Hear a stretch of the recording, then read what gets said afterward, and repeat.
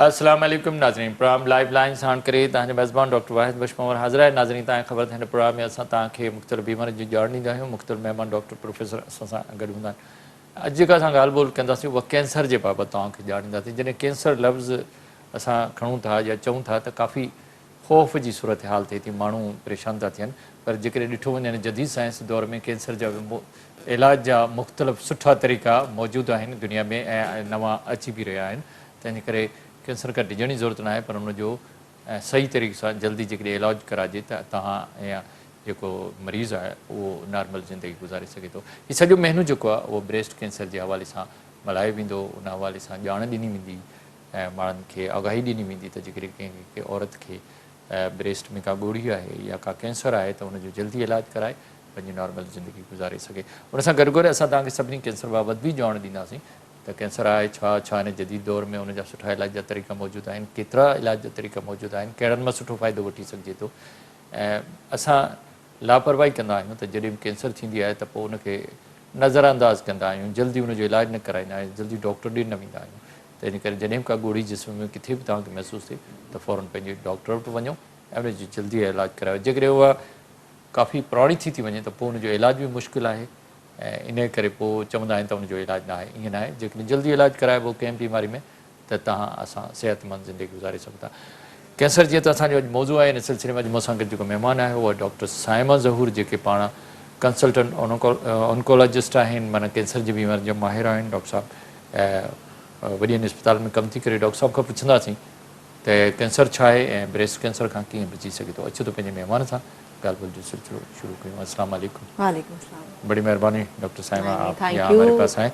Doctor साहब बड़ी मेहरबानी डॉक्टर साहब, अपना टाइम निकाल के आते हैं हमारे पास, आप भी आए।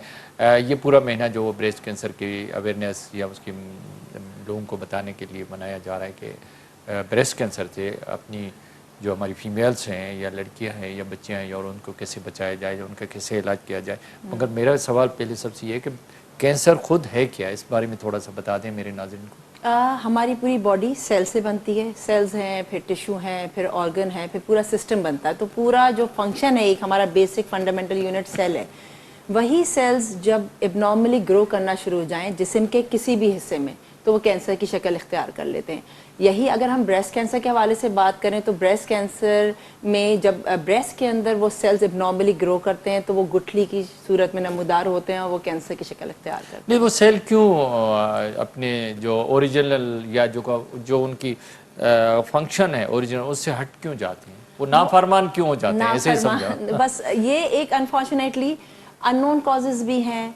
देखिए वही बात है कि सेल्स जो कैंसर हो रहा है वो कोई बाहर से कोई वायरस नहीं आया, नहीं, कोई बैक्टीरिया नहीं है। लोगों के ख्याल दिमाग में ये भी होता है कि शायद कैंसर लग जाने वाली बीमारी इस तरह से। ये हमारे अपने बॉडी के अंदर ये सेल्स होते हैं। जब एक सेल नॉर्मल काम करता है उसके बाद वो खत्म हो जाता है, उसकी डेथ हो जाती है, जिसे हम अपने मेडिकल जबान में एपोप्टोसिस कहते हैं। जब वो नहीं खत्म होता, उसकी एक उम्र है और उसके बाद वो खत्म हो जाना है, वो नहीं खत्म होता तो वो एबनॉर्मली ग्रो करना शुरू हो जाता है। और इसमें एक बहुत बड़ी वजह ये होती है कि हमारे बॉडी के अंदर बहुत सारे सेल्स होते हैं जिसको हम डिफेंसिव सेल्स होते हैं, जो हमारे फाइटर सेल्स हैं, जो कुव्वत मुदाफियत के सेल्स हैं। जब कहीं ना कहीं वो कम होते हैं और ये वाले सेल्स जो एबनॉर्मली ग्रो कर रहे होते हैं ये बढ़ना शुरू हो जाता है तो वो कैंसर की शक्ल इख्तियार करते हैं। नहीं तो फिर वो हमारे कंट्रोल में नहीं आते, फिर वो कंट्रोल में नहीं आते क्योंकि सेल्स एबनॉर्मली तो हम सब के जिस्म में वो सेल्स हैं जो एबनॉर्मल ग्रो कर रहे हैं, लेकिन कहीं ना कहीं जो डिफेंसिव सेल्स हैं, जो फाइटर सेल्स हैं, वो उनको रोक रहे हैं और उनको खत्म कर रहे हैं। फिर वो क्या करते हैं जब एक सेल खराब होना शुरू हो गया या एबनॉर्मल, क्या दूसरे जो उसके साइड वाले सेलों को डैमेज करता है? फिर वो आहिस्ता आहिस्ता डिवाइड होना शुरू हो जाते हैं और बहुत तेजी से डिवाइड होते हैं, बहुत ज्यादा तादाद में होते हैं। जो कि एक नॉर्मल सेल जब ग्रो करता है तो वो इतनी ज्यादा तेजी से नहीं करता है, लेकिन जब एक कैंसरस सेल ग्रो करता है या एबनॉर्मल ग्रोथ हो रही होती है वो अनफॉर्चुनेटली बहुत तेजी से कहीं भी हो तो वहाँ एक जो है ना ट्यूमर की शक्ल इख्तियार करता है। बिल्कुल ट्यूमर की शक्ल, स्किन में हो, हड्डी में हो, हाथ में, आपका from head to to body में कहीं भी अगर वो सेल्स एबनॉर्मली ग्रो कर रहे हैं तो वो ट्यूमर की शक्ल इख्तियार कर सकते हैं। बिल्कुल। अच्छा, कोई आज तो कोई पता चला है कि ये इसका रीजन क्या है, कोई पता चला है या कोई हमें उसका कोई क्लू मिले? देखिए अब डिपेंड करता है कहाँ का कैंसर है, उसके हिसाब से फिर उसके फैक्टर्स होते हैं। हम ब्रेस्ट कैंसर के हवाले से बात करें उसके रिस्क फैक्टर्स अलग हैं कि वो कैसे नॉर्मली ग्रो किया, क्या रीजंस हुए, کیا ہماری لائف سٹائل صحیح نہیں ہے یا کوئی جینیٹک ہے یا فیملی ہسٹری ہے یا جو خواتین میں اور بھی بہت ساری سمٹمز رسک فیکٹرز ہوتے ہیں وہ بھی وجوہات ہو سکتی ہیں. تو جہاں کا کینسر ہے اس کے حساب سے وہ اس کا رسک فیکٹر یا کاز ہوتا ہے. یہ کسی بھی جسم کے اندر تو اس کا الگ الگ ہوتا ہے. بالکل سب جگہ. اچھا اس وقت ہمارے معاشرے میں یا ہمارے ملک میں سب سے زیادہ کینسر کون سا ہے؟ ہمارے ملک میں دیکھیں ویسٹرن ورلڈ کی بات کریں تو وہاں پر بھی بریسٹ کینسر بہت کامن ہے, لیکن اگر ہم پاکستان کی بات کریں تو اس وقت انفارچونیٹلی پورے ایشیا میں جو سب سے زیادہ پائے جانے والا بریسٹ کینسر اوور آل اگر بات کی جائے تو وہ پاکستان میں ہے. اور کینسر اس کے علاوہ اور کون سی کینسر؟ اس کے علاوہ کینسر جو ہمارے پاکستان میں پائے جاتے ہیں وہ نمبر 2 پہ آتا ہے ہمارا head and neck cancer, oral cancer کی تعداد ہے. ویسٹرن ورلڈ میں اس کی تعداد 2 to 3% ہے, بس اس سے زیادہ انسیڈنس نہیں ہے, لیکن پاکستان میں اس کا انسیڈنس بہت زیادہ ہے. بریسٹ کینسر ہے, اورل کینسر ہے, اور کون سا؟ اس کے علاوہ ہمارے لنگ کینسرز ہیں, اور پھر ہمارے جی آئی کے کینسرز اب بہت زیادہ تیزی سے بڑھنے شروع ہو گئے ہیں. خواتین کی بات کریں تو بریسٹ کینسر کے بعد گائنیکولوجیکل کینسرز بہت تیزی سے بڑھنا شروع ہو گئے ہیں. تو یہ 4-5 کینسرز جو ہیں یہ ہمارے ملک میں بہت زیادہ. اچھا جب آپ اورل یا منہ کی کینسر کی یا گلے کی کینسر, اس کا ریزن کیا ہے؟ کوئی نشہ ہے؟ بالکل اورل کینسرز, یہی میں نے بتایا کہ ویسٹرن ورلڈ اور ہمارے ملک کی بات کی جائے تو ویسٹرن ورلڈ میں اس کا ریزن ہے وائرس, ٹھیک ہے, اس کی وجہ سے ہوتا ہے, اسی لیے وہاں کی پرسنٹیج بس 1 سے 2% ہے. لیکن اگر پاکستان کی بات کریں تو پاکستان کے اندر اس وقت یہ سارا موڈیفائنگ ایجنٹس ہیں. پاکستان میں جو اتنا زیادہ, اسپیشلی میں سندھ اور کراچی کی بات کروں گی, ہمارے شہر میں اورل کینسرز کی تعداد بہت تیزی سے بڑھ رہی ہے, اور اس کی سب سے بڑی وجہ ہمارا پان, گٹکا, تمباکو, اس طرح کے نشے ہیں جس کی وجہ سے کوئی بھی نشہ کیا جائے جو منہ کے ذریعے تو وہ ہمارے سیل کو ڈیمیج کرتا ہے اور کینسر کا سبب بنتا ہے. بالکل بالکل, وہ جو ہماری اندر کی ایک جھلی ہے, یعنی ہم اگر منہ سے شروع کریں اور اپنے حلق تک کی بات کریں, ہیڈ اور نیک کینسر ہم اس کو کہتے ہیں, تو جو اندر کی پوری جھلی یا ایپیتھیلیم ہے وہ جب تمباکو کھائیں گے, گٹکا کھائیں گے, چھالیا ہے, ماوا ہے, سپاری ہے, وہ سگریٹ سموکنگ ہے, بالکل, تو وہ سب اندر کی جلد کو میں بدلاؤ لانا شروع کر دیتا ہے, اس میں چینجز آتے ہیں, اور آہستہ آہستہ وہ چینجز ہوتے ہوتے ہوتے وہ کینسر کی صورت اختیار کرتے ہیں.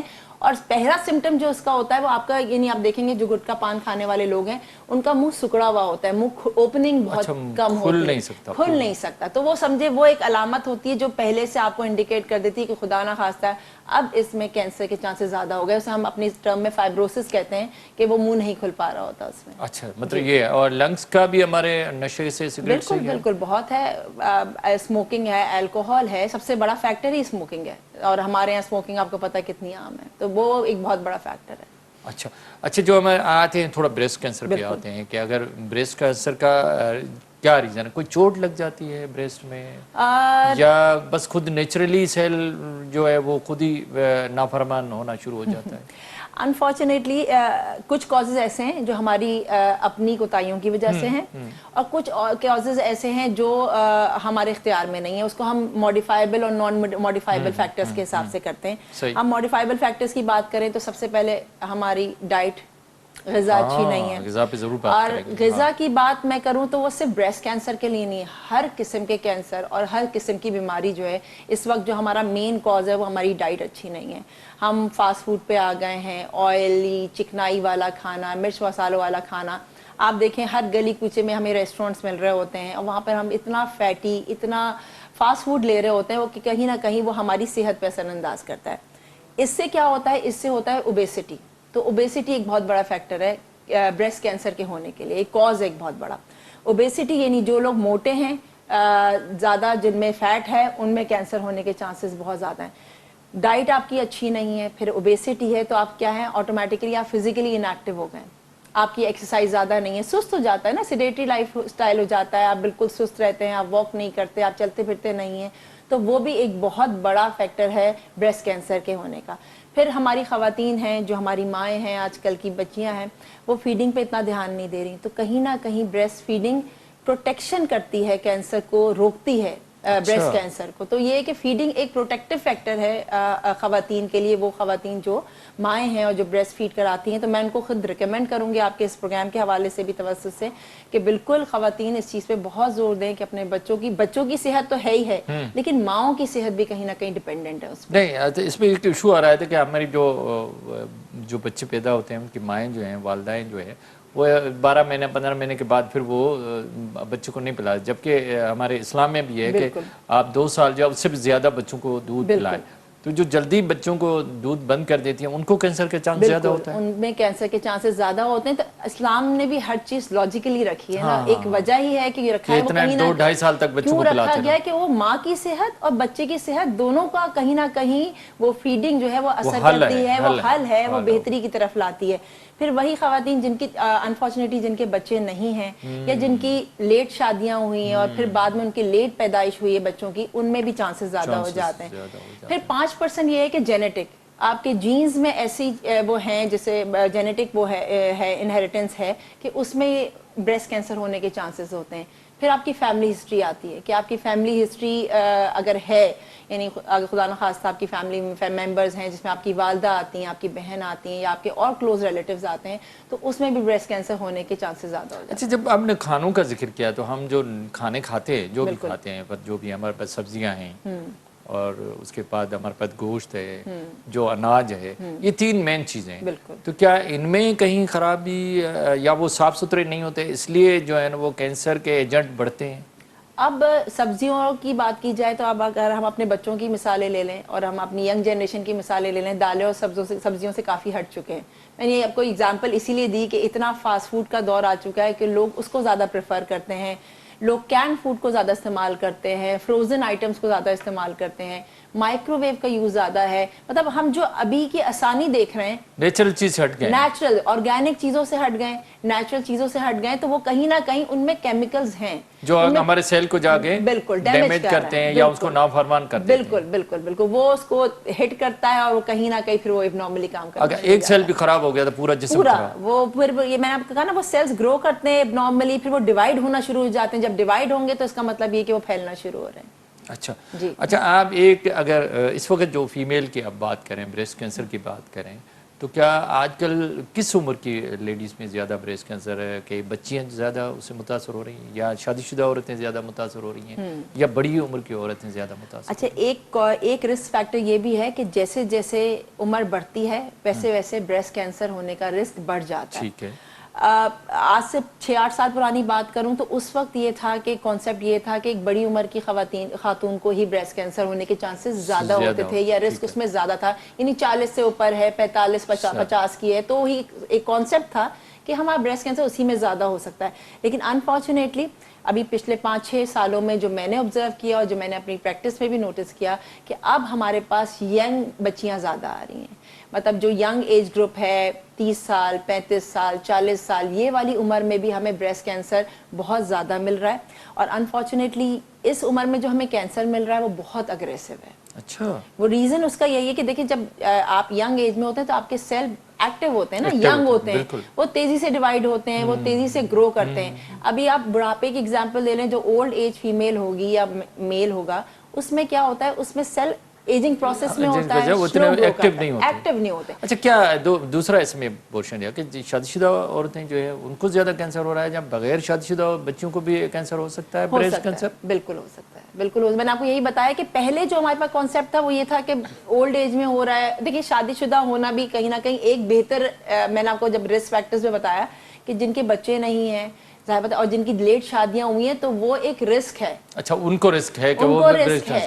اور جو ارلی جن کی شادیاں ہوئی ہیں, جن کے ارلی بچے ہوئے ہیں جلدی عمر میں 20-22 سال کی 25 سال کی عمر میں جن کے بچے ہو گئے, ان میں رسک کم ہو جاتا ہے. اچھا, ان میں کم. جی بالکل. اچھا, مگر اگر کسی بچے کی شادی نہیں ہے تو بھی کینسر ہو سکتا ہے, پاسبل ہے؟ بالکل, کیونکہ وہ نلی پیرا ہے, یعنی اس کے کوئی بچے نہیں ہوئے ہوئے, تو اس میں چانسز بڑھ گئے. کیا بریسٹ کینسر میں ہارمون کا کوئی رول ہے؟ جو ہمارے جسم کے ہارمون ہے, میل ہارمون فیمیل ہارمون سے, کیا ان کے بڑھنے کم ہونے سے بھی کینسر کا کوئی رول ہے؟ بالکل. ہارمون, ہمارے ایسٹروجن ہارمون, اب تو خیر لوگوں کو کافی اس بارے میں پتا ہے کہ ہارمونل امبیلنسز کی وجہ سے بھی کہیں نہ کہیں ہارمون کا جب بیلنس ہماری باڈی میں خراب ہو جاتا ہے تو وہ بریسٹ کینسر کے رسک کو بڑھا دیتا ہے. تو یہ جو ہارمونل ریپلیسمنٹ تھیراپیز لی جاتی ہیں جو مینوپاز کے بعد لی جاتی ہیں, جو خواتین لیتی ہیں, اس میں کیا ہوتا ہے, ہارمونل ایجنٹس ہوتے ہیں, ایسٹروجن ہوتا ہے, پروجسٹرون ہوتا ہے, تو یہ بھی رسک کو بڑھاتا ہے. پھر وہ خواتین جو وقفے کے لیے دوائیاں لے رہی ہیں, پلز لے رہی ہیں, اس میں بھی ہارمون ہے, وہ ڈسٹرب کرنے پڑتے ہیں. وہ جو لے رہی ہوتی ہیں اگر وہ بہت لمبے عرصے کے لیے لیں تو وہ بھی ایک بہت بڑا رسک فیکٹر ہے. تو خواتین کو کوشش کرنی چاہیے کہ اگر وہ وقفے کے لیے کوئی ایسی پلز لے رہی ہیں تو اس میں بہت لمبے عرصے کے لیے نہ لیں.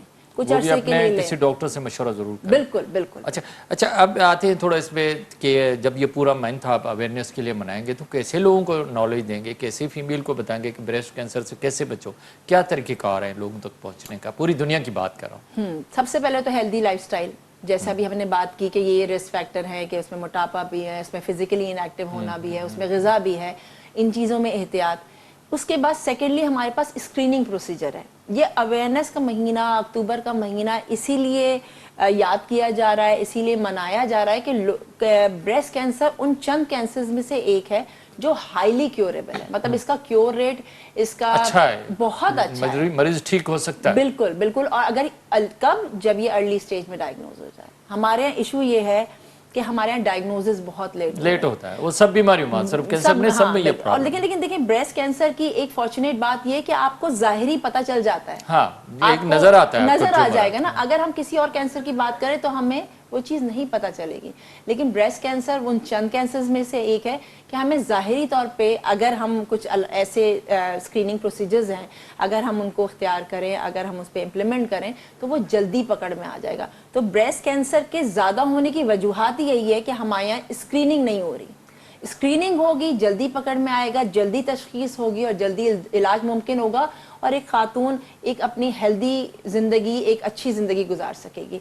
हम स्क्रीनिंग की बात कर रहे थे, तो स्क्रीनिंग में हमारे पास सबसे नहीं, मैं आता हूँ स्क्रीनिंग पे काम का टेस्ट में। मेरा ये सवाल है कि आप लोगों तक कैसे, क्या मीडिया के जरिए लोगों को समझाएंगे या आप अपने हॉस्पिटल में कोई सेमिनार करते हैं, जो मरीज आते हैं उनके क्या कोई हेल्थ एजुकेशन देते हैं, कैसे आम लोगों को आप समझाते हैं? एक तो इस महीने की तवज्जो से मीडिया ऑफ कोर्स बहुत बड़ा रोल प्ले कर रही है, सोशल मीडिया में बहुत बड़ा रोल प्ले हो रहा है। अब अच्छी बात यह है कि अब लोगों को इस बारे में पता चल रहा है। जैसे अब आप टेलीफोन भी या कॉल भी मिलाएंगे तो आपको एक आगाही मैसेज दिया जा रहा होता है, उसके थ्रू हो रहा होता है। या हमारे पास पेशेंट्स आते हैं आपके पास बड़ी तादाद में। जो पेशेंट्स आ रहे हैं जिनको अनफॉर्चुनेटली हो चुका है, हम उनके फैमिली मेंबर्स को गाइड करते हैं। एक मिथ है कि जिसको हुआ है उसी के फैमिली मेंबर्स को हो सकता है, इसके अलावा किसी को नहीं हो सकता। सबको हो सकता है, सबको हो सकता है। तो हम उनके तवज्जुह से करते हैं।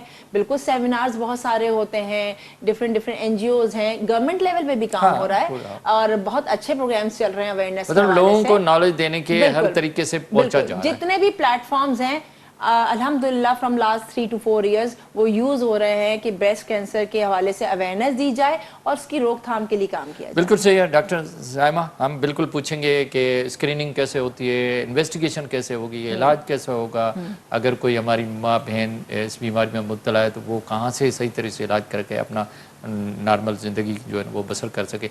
मगर वक्त हुआ छोटे वक्त का नाज़रीन वठूं था हिकिड़ो नंढड़ो वक़्तु।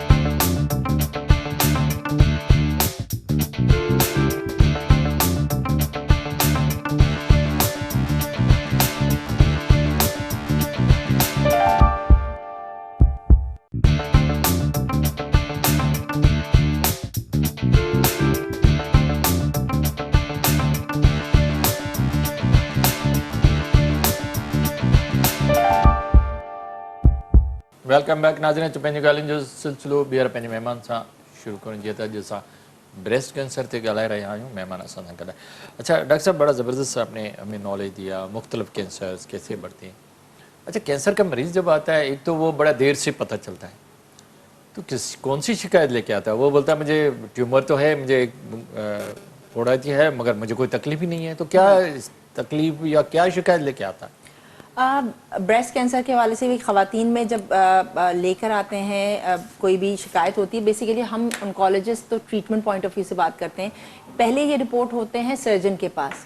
नॉर्मली ये होता है कि अगर ख़वातीन में उनको गुठली की शिकायत होती है, लेकिन हाँ जो आपने बात की कि उन्हें दर्द तो होता ही नहीं, तो बेसिकली ये पेनलेस होना ही एक ख़तरे की अलामत है। अक्सर ख़वातीन हमें जब बहुत लेट स्टेज में आती हैं तो यही बात करती हैं कि हमें तो दर्द ही नहीं था, तकलीफ ही नहीं थी, बस गुठली थी, इसलिए हमने इस चीज़ को इग्नोर कर दिया, हमने नहीं इसको किया।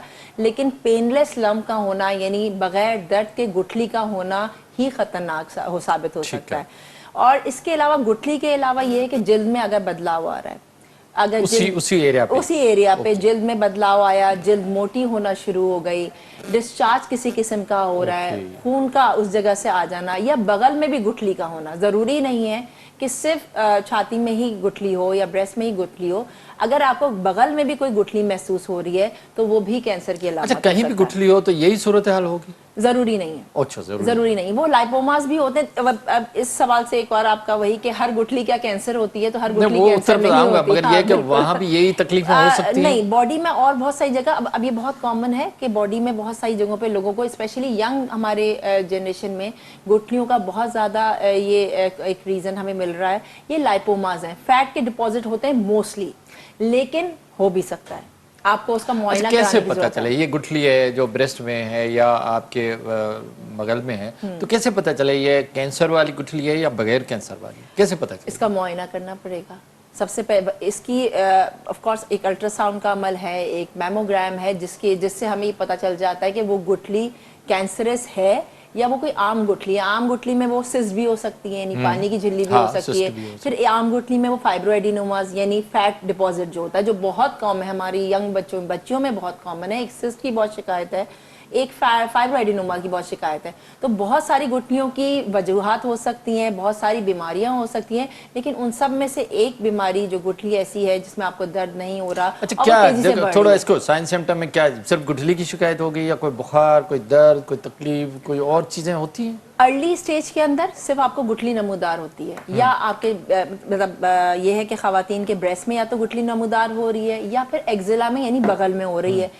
اس کے بعد جیسے جیسے وہ بڑھتی ہے تو بڑھنے کی وجہ سے سکن میں بدلاؤ ہونا, نپل کی ریٹریکشن ہو جانا, کسی قسم کا ڈسچارج ہونا, رنگت بدل جانا, جو جلد ہے اس کا موٹا ہو جانا, یا کوئی بھی ایسا بدلاؤ جو پہلے نہیں تھا اور اب آپ کو وہ چینجز مل رہے ہیں, تو وہ کہیں نہ کہیں آپ کو بخار وغیرہ اس قسم کی کوئی تکلیف, کوئی درد ہونا. بخار اور درد یہ ہے لیٹ سٹیجز میں. اچھا بول رہے جب خدا نہ خواستہ یعنی سٹیج 4 کی بات کی جائے, یعنی جب پوری باڈی میں پھیل جاتا ہے یا بلڈ, تو پھر ہو سکتا ہے وہ کہیں نہ کہیں بلڈ میں آ رہا ہے, وہ ہڈیوں میں آ رہا ہے تو وہ تکلیف دے رہا ہے, وہ جگر میں آ رہا ہے. کتنی اسٹیج بولتے ہیں 1 2 3 4 اسٹیج, تو کتنی اسٹیج کینسر کی ہیں؟ کینسر کی 4 اسٹیجز ہیں.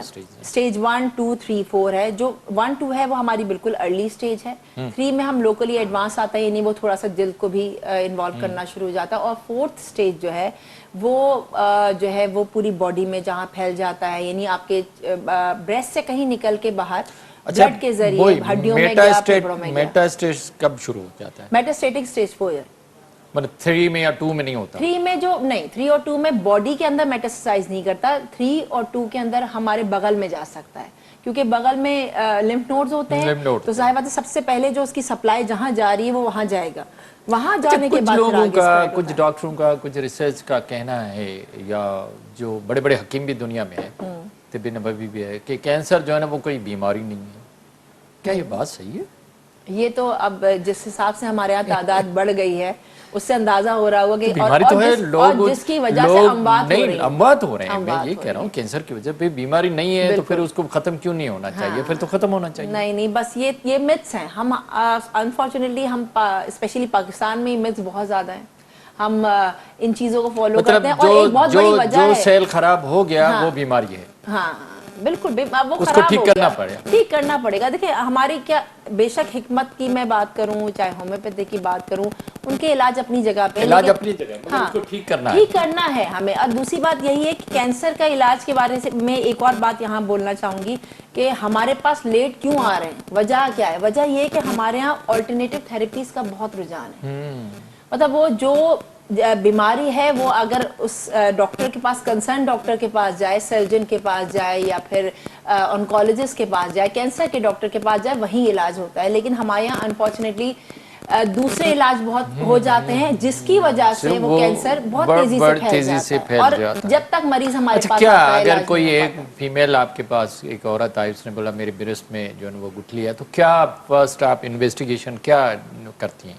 انویسٹیگیشن میں سب سے پہلے تو یہی ہے کہ ہم میموگرام پہ جاتے ہیں. پہلے ایگزام کریں گے, ایگزامن آف کورس فزیکل میں, دیکھیں وہ تو پھر اسکریننگ میں آ گیا. ہم ابھی لمپ کی بات نہ بھی کریں, انیشیٹ کریں کہ ہمیں کیسے اپنے آپ کو سیو کرنا ہے, تو سب سے پہلے ہمیں اپنا ایگزامینیشن خود کرنا ہے. گٹھلی کیسے پکڑ میں آئے گی؟ اگر گٹھلی آ گئی پھر کیا کرنا؟ سیلف ایگزامینیشن ہوا, اس میں گٹھلی پتہ چل گئی, تو اس کے بعد ہم دیکھیں گے کہ ایج کیا ہے. اچھا کیا ایج ہے تھوڑا بتا دیں. ایج اگر 40 سے کم ہے تو ہم اس گٹھلی میں کوشش کریں گے الٹرا ساؤنڈ یا MRI کرائیں. ٹھیک ہے. اگر وہ 40 سے زیادہ ہے تو ہم اس کو کہیں گے اسکریننگ میموگرام, یا پھر جو ڈائگنوسٹک میموگرام ہوتا ہے, ایک ٹیسٹ ہے, ایک ایکس رے ہے, وہ ہم کراتے ہیں. تو 40 سال سے کم والی کا میموگرام کیوں نہیں کراتے؟ 40 سال سے کم عمر کی جو خواتین ہیں یا لڑکیاں ہیں ڈینس بریسٹ کی وجہ سے ہوتا ہے, اس میں ہمیں ڈائگنوزس صحیح نہیں کلیئر نہیں ہو پاتے, جس کی وجہ سے ہم ان کو الٹرا ساؤنڈ یا MRI ریکمینڈ کرتے ہیں. لیکن جو 40 سال سے عمر کی زیادہ کی خواتین ہیں ان میں میموگرام میں ہمیں کلیئر ریزلٹس آتے ہیں. تو اس لیے ایک کٹ آف رکھا گیا ہے 40 کہ آپ 40 سال کی عمر میں جو ہے میموگرام کروائیں, اور 40 سے کم میں ہم الٹرا ساؤنڈ. تو کیا الٹرا ساؤنڈ سے آپ کو پراپر ریزلٹ مل جاتا ہے یا CT اسکین سے زیادہ ملتا ہے؟ MRI سے. MRI سے زیادہ ملتا ہے. الٹرا ساؤنڈ میں بھی سم ٹائم ہمیں تھوڑا بہت, دیکھیں الٹرا ساؤنڈ میں یہ ہوتا ہے کہ اگر وہ لمب گٹھلی جو ہے وہ سسٹ ہے یا فائبرو ایڈینوما ہے تو ہمیں الٹرا ساؤنڈ میں پک ہو جاتی, تو ہمیں آگے کسی زیادہ بڑے پروسیجر کی طرف جانے کی ضرورت نہیں پڑتی. لیکن اگر ہمیں کوئی ایسا لگتا ہے کہ کوئی irregular ماس ہے یا سالڈ ماس ہے تو ہم پھر اس کو کہتے ہیں کہ آپ MRI کرائیں. ینگ لڑکیوں کے لیے جو یعنی 40 سے MRI میں آ جائے گا پورا, MRI میں کلیئر آ جاتا ہے. MRI میں کلیئر آ جاتا ہے. اس کے بعد سیکنڈ سٹیپ کیا ہے, ہماری بائپسی. نہیں, جب MRI میں کلیئر آ گیا, ریزلٹ آ گئی, کچھ بلڈ ٹیسٹ بھی آپ کرائیں گے تو پھر بائپسی کی کیا ضرورت ہے؟ آپ علاج شروع کر دیں. اگر MRI میں تو ہمیں پتہ چلا کہ ایک گٹھلی ہے. اب کینسر صرف ایک قسم کا نہیں ہے, بہت سارے قسم کے کینسر ہیں. بریسٹ کے اندر بھی ضروری نہیں ہے کہ جو بریسٹ کینسر ہو رہا ہے وہ کارسینوما ہی ہو. اس میں 2 طرح کے ہوتے ہیں, میڈیکل ٹرمینالوجی ہے, ڈکٹل کارسینوما ہے, لوبیولر ہے, اور بہت سارے اور ٹائپس بھی ہیں. بتا دو جو بھی ہیں میڈیکل لینگویج میں بتا دو. بالکل. ایک تو بریسٹ کینسر کارسینوماز ہوتے ہیں, پھر اس میں سارکوما بھی ہو سکتا ہے, یہ لیمفوما میں بھی پتہ چل سکتا ہے. تو ایک اس کی ہمیں ٹائپ پتہ کرنی ہے, اور ہر ٹائپ کا ڈفرینٹ علاج ہے. اچھا, بریسٹ کینسر میں جو ٹیومر بن گیا ہے یا گٹھلی بن گئی ہے اس کا بھی پتہ تب پتہ چلے گا تو وہ کون سی ٹائپ کی کینسر ہے؟ بالکل. ابھی MRI میں اس کے مطابق علاج ہوگا. بالکل MRI میں پتہ چلا کہ یہ ایک نیو پلاسٹک یا ایک کینسرس قسم کا ہمیں گٹھلی نظر آ رہی ہے. اس کے بعد وہ گٹھلی کون سے ٹائپ کی کینسر ہے وہ ہمیں بائپسی سے پتہ چلے گا. پھر اس کا علاج ہوگا. پھر ہمارا ہوتا ہے سٹیجنگ ورک اپ, کہ ہم سٹیجنگ ورک اپ کریں گے, ہم CT اسکین کریں گے, دیکھیں گے باڈی میں کہیں اور پھیلا ہوا تو نہیں ہے. اس کے بعد بون اسکین کریں گے, ہڈیوں کو چیک کریں گے کہ وہاں تو نہیں پھیلا ہوا, اینڈ دین ہم ٹریٹمنٹ کی طرف جائیں گے. یہ بہت سارے اب اسکین آ گئے ہیں ڈاکٹر صاحبہ, بہت سارے. آپ نے CT اسکین کیا, پھر بون اسکین کیا, اس کے بعد پھر آپ پیٹ اسکین کرتے ہیں, اتنے سارے کیوں؟ سٹیجنگ کے لیے. دیکھیں ابھی پہلی چیز ہے ڈائگنوسس, پھر ہے سٹیجنگ. ڈائگنوسس میں ہم نے کیا کیا, ہم نے میموگرام یا MRI کرایا, ہمیں پتہ چل گیا گٹھلی ہے, اور گٹھلی کا ہم نے اس کے بعد بائپسی کرا لی, بائپسی میں کینسر آ گیا. بالکل, یہ ہو گئی ڈائگنوسٹک. اس کے بعد اب ہمیں دیکھنا ہے کہ وہ جو کینسر ہے وہ باڈی میں کہیں اور تو نہیں پھیلا, کیونکہ پھر وہ ہمیں بتائے گا کہ سٹیج کیا ہے. اگر وہ سٹیج 4 ہے تو آف کورس ہم اس کو پیلیٹیو کی طرف لے کے جائیں گے, یعنی ہمیں پھر ٹھیک ہے. پھر کیا جو پیٹ اسکین وغیرہ یا جو دوسری بون اسکین کیوں کراتے ہیں؟ یہی میں نے بتایا نا کہ سٹیجنگ کے لیے. بون اسکین کے اندر ہم یہ دیکھیں گے کہ ہڈیوں میں کینسر تو نہیں آ گیا. CT اسکین میں ہم یہ چیک کریں گے, کیونکہ جو بریسٹ کینسر ہے وہ سب سے زیادہ کامنلی کہاں اسپریڈ ہوتا ہے, وہ لیور میں جا سکتا ہے, وہ ہڈیوں میں جا سکتا ہے, وہ بون میں وہ لنگ میں جا سکتا ہے. تو ہمیں یہ 3-4 چیزوں کو ایویلیویٹ کرنا ہوتا ہے کہ یہ کہیں اس جگہ ان جگہوں پہ تو نہیں چلا گیا. اگر وہ ان جگہوں پہ جاتا ہے تو ہمارا ٹریٹمنٹ تھوڑا پلان چینج ہو جاتا ہے. اگر وہ ان جگہوں پہ نہیں گیا اور اپنی جگہ پہ ہی موجود ہے, یعنی بریسٹ کے اندر ہی موجود ہے, تو ہمارا ٹریٹمنٹ کیور کی طرف جاتا ہے. اس وجہ سے ہم یہ سارے ٹیسٹ کراتے ہیں. اور پیٹ اسکین میں کیا دیکھتے ہیں؟ پیٹ اسکین میں دیکھیں, بریسٹ کینسر کے اندر پیٹ اسکین کی ریکمنڈیشن تھوڑی ڈفرینٹ ہے. ہم کچھ میں پیٹ اسکین ریکمنڈڈ ہے, لیکن بریسٹ کینسر میں ہم پیٹ اسکین تب کراتے ہیں جب ہمیں CT اسکین میں یا MRI میں کلیئر نہیں ہو رہا ہو کہ یہ میٹاسٹیٹک ہے بھی کہ نہیں ہے. تو ہم پیٹ اسکین کی طرف جاتے ہیں, پھر اس میں پتہ چل جاتا ہے. اچھا, اکثر ڈاکٹر صاحبہ ایک بات ہے کہ لوگ بولتے ہیں جب ہم بائپسی کراتے ہیں یا نیڈل کٹ لگاتے ہیں تو اس کے بعد کینسر بڑا تیزی سے بڑھ جاتا ہے, اس لیے اس کو بائپسی نہیں کراؤ تو کینسر نہیں بڑھتا. کیا یہ بات لوگوں کی صحیح ہے؟ یہ میں کہوں گی صحیح تو نہیں ہے, مت بہت بڑا مت ہے. لیکن ایک چیز ہے کہ اگر آپ ڈائگنوز ہی نہیں کریں گے, تھوڑا سا یہ ہوتا ہے کہ جب آپ بائپسی کر رہے ہیں تو سیلز تھوڑے سے کاٹ کے لیتے ہیں تو تھوڑا بہت سیل کی اسپل ہو جاتی ہے, بٹ اس سے یہ ضروری نہیں ہے کہ وہ بہت تیزی سے پھیلے گا. جب تک ڈائگنوز ہی نہیں ہوگا, طریقہ کار اور کوئی ہمارے پاس ڈائگنوزس کا ہے نہیں, تو ہم کیسے ٹریٹ کریں گے؟ تو یہ لوگوں کا ہے, بہت لوگ بائپسی سے گھبراتے ہیں, ایون لوگ میموگرام سے بھی بہت گھبراتے ہیں کہ وہ شعائیں لگیں گی اور اس سے بھی کینسر ہو جائے گا. تو جب تک ہم ڈائگنوز ہی نہیں کریں گے تو ہم ٹریٹمنٹ کیا کریں گے؟ یہ بھی ایک میتھ ہے. اسپلٹ ضرور ہوتی ہے لیکن وہ ضرور نیسیسری ہے ٹریٹمنٹ کرنے کے لیے, تو ٹریٹمنٹ کے لیے تو ہمیں چاہیے ہوگا. وہ بائپسی کے بغیر کوئی ٹریٹمنٹ نہیں ہو سکتا؟ بالکل بھی نہیں. کیونکہ بائپسی سے ہی ہمیں ٹائپ پتہ چلے گی کہ وہ اس کی ہسٹولوجی کیا ہے, اس کے اکارڈنگلی ٹریٹمنٹ شروع ہوگا.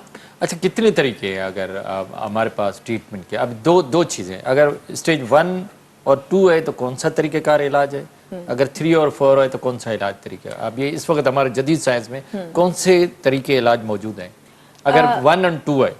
اچھا ٹھیک ہے, 1 اور 2 ہمارا ارلی اسٹیج میں آ گیا. ٹھیک ہے, ٹریٹمنٹ کا یہ ہے کہ ہم یہ جو اب یہی سمجھانا چاہیے, جو اکتوبر کا مہینہ ہم کیوں منا رہے ہیں, کیونکہ ہمیں ارلی اسٹیج میں ملے. ارلی اسٹیج میں جب ٹریٹمنٹ ہوتا ہے تو کیور ریٹ بھی ایک تو خیر بہت زیادہ ہائی ہے, کہ سکسیس ریٹ بہت اچھے ہیں, پلس یہ کہ لیس انویزو ہوگا. جہاں ہم پورا بریسٹ ریموو کریں گے اسٹیج 3 میں, وہاں اسٹیج 2 اور 1 کے اندر ہم صرف اس گٹھلی کو بھی نکال سکتے ہیں. صحیح ہے, یہ ایک بینیفٹ ہو گیا. سیکنڈلی جو بہت ارلی سٹیج ہوتے ہیں اس میں سم ٹائم ریڈیشن بھی اومٹ کرتے ہیں. ہمارے پاس 3 طریقہ کار ہوتے ہیں. سرجری کی جاتی ہے, پھر کیمو تھراپی ہوتی ہے, اور ریڈیشن تھراپی ہوتی ہے. اب یہ سب ڈیپینڈ کرتا ہے کہ کیا اسٹیج ہے, اس کے اکارڈنگلی ہوتا ہے. اگر ارلی اسٹیج ہوتا ہے تو ہم اس سے پہلے سرجری کرتے ہیں, یا لمپیکٹمی سے ہم اس کو گٹھلی کو نکالا, یا مسٹیکٹمی کیا, جو بھی ڈیپینڈنگ آن دا پیشنٹس ول. اس کے بعد ہم اس کو کیمو تھراپی کے پاس لے کے کیمو تھراپی کی طرف لے کے جاتے ہیں. لیکن وہ بھی ڈیپینڈ کرتا ہے کون سا. اگر بہت ارلی سٹیج ہوتا ہے تو سم ٹائم یہ ہوتا ہے کہ ہماری ریڈیشن ہم ہٹا سکتے ہیں. تو کیا ہوا, ہمارے پروسیجرز جو ہیں, جو ٹریٹمنٹ کا ایک لمبا اور تکلیف دہ عمل ہے, وہ کم ہو جاتا ہے ارلی سٹیج میں. پھر اگر ہم ایڈوانس میں آئے اسٹیج 3 میں, تو اسٹیج 3 میں پھر ہمارے پاس کیمو بھی ہوگی, ریڈیشن بھی ہوگی, سرجری بھی ہوگی, تینوں ساتھ ہوں, تینوں آف کورس ڈیپینڈنگ کہ اگر بہت بڑا ٹیومر ہے تو ہم پہلے کیمو دیں گے, اس ٹیومر کو چھوٹا کریں گے, پھر ہم سرجری پہ جائیں گے, اس کے بعد ریڈیشن ہوگی. لیکن سٹیج 1 میں ہم کہیں نہ کہیں ریڈیشن کو ہٹا سکتے ہیں. اگر سٹیج 4 ہے, سٹیج 4 میں پھر ہمارا انٹینٹ, ایک ڈاکٹر کا انٹینٹ کیا ہے, سٹیج 1 سے لے کے 3 تک ہم پیشنٹ کو کیور کر سکتے ہیں, یعنی ہم اس کو صحیح کر سکتے ہیں. لیکن جہاں سٹیج 4 گیا تو ہمارا ایک ورڈ ہے جسے ہم کہتے ہیں ہمارا پیلیشن, یعنی ہم پیشنٹ کو کیور تو نہیں کر سکتے لیکن ٹریٹ کر سکتے ہیں, یعنی صحیح اس کے سمٹمز کو کم کیا جا سکتا ہے, ٹیومر کے برڈن کو کم کر سکتے ہیں, اس کی کوالٹی آف لائف کو بہتر کر سکتے ہیں. لیکن سٹیج 4 میں بیماری کو جڑ سے ختم کبھی کبھی کوئی مریض آتا ہے بریسٹ کینسر میں بھی آپ کے ڈپارٹمنٹ میں ادھر آتا رہتا ہوں, اگر بریسٹ کینسر ٹیومر ہے تو بولتے ہیں پہلے ریڈیشن کراؤ. کیوں کبھی کبھار پہلے کیوں ایڈوائز کرتے ہیں؟ پہلے ریڈیشن عموماً نہیں ہوتی.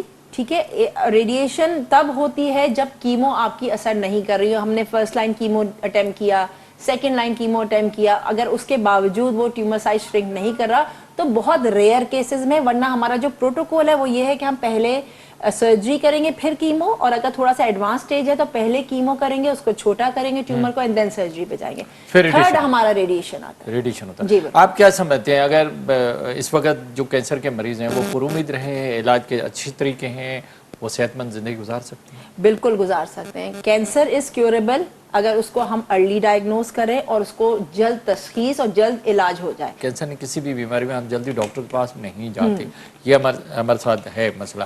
تو آپ سمجھتے ہیں اگر جلدی کینسر کا علاج ہو تو لائف اچھی گزر سکتی ہے اور بیماری بھی ختم ہو سکتی ہے, بیماری کمپلیٹلی ختم ہو سکتی ہے. اچھا ڈاکٹر صاحب, زبردست آپ نے ہمیں نالج دی. آپ کا میسج کیا ہوگا, پیغام کیا ہوگا اپنے لوگوں کو؟ پیغام یہی ہے کہ کینسر ایک سب سے بڑا جو میتھ ہے کہ کینسر کیوریبل نہیں ہے, لا علاج ہے, وہ بالکل نہیں ہے. کینسر کے علاج کے قابل ہے, لیکن اگر اس کی بروقت تشخیص کی جائے اور اس کا بروقت علاج ہو. خواتین کے حوالے سے, بریسٹ کینسر کے حوالے سے یہ بات ضرور کہنا چاہوں گی کہ اس کو ایک ٹیبو سمجھا جاتا ہے. خواتین یہ بات نہیں ڈسکس کرتی, کہیں نہ کہیں شرم, کہیں نہ کہیں جھجک, اور کہیں نہ کہیں فیملی پریشر. میں مرد حضرات کو بھی آپ کے اس پروگرام کے توسط سے ایک انفارمیشن بھی دینا چاہوں گی, اور ان کو تھوڑا سا موٹیویٹ کرنا چاہوں گی کہ اپنی خواتین کو انکریج کریں کہ کوئی بھی ایسی چھوٹی موٹی بیماری ہے, کوئی بھی بدلاؤ آ رہا ہے, وہ ضرور ڈاکٹر سے رجوع کرے. اس میں کوئی شرم نہیں ہے, یہ علاج کے قابل ہے. ایک بیماری ہے جو کہ علاج کے قابل ہے. ہم یہ سب کریں گے تو ہم کہیں نہ کہیں اپنے پاکستان کو, اپنی خواتین کو کینسر سے دور کر سکتے ہیں, کینسر فری کر سکتے ہیں. بڑی مہربانی ڈاکٹر سائمہ, آپ ہمارے پاس آئیں. ناظرین, اساں معزز مہمان ڈاکٹر سائمہ ظہور اساں کری جیسا کینسر کے بارے میں ॾाढी ज़बरदस्त ॼाण ॾिनी त कैंसर मर्ज़ जेको आहे उन जा इलाज ॾाढा सुठा जदीद तरीक़ा मौजूदु आहिनि. सर्जरी बि आहे, रेडिएशन बि आहे, कीमोथेरेपी बि आहे, पर शर्त इहो आहे त जल्दी अचो, जल्दी इलाज करायो त पोइ त बहितर ज़िंदगी गुज़ारे सघिजे थी, नॉर्मल ज़िंदगी गुज़ारे सघिजे. पर जेकॾहिं देरि थी वञे रुगो कैंसर या कंहिं ॿिए बीमारी में त पोइ उनजो इलाजु ॾाढो मुश्किल आहे. डॉक्टर साहब जी हिननि ॻाल्हियुनि ते जेकॾहिं असां अमल कयो त असां बहितरीन सुठी ज़िंदगी गुज़ारे सघूं था. इन ते प्रोग्राम लाइफ लाइन जो वक़्तु पूरो थियो. पंहिंजे मेज़बान डॉक्टर वाहिद बख्श पंवर खे इजाज़त ॾींदा. अल्लाह हाफ़िज़.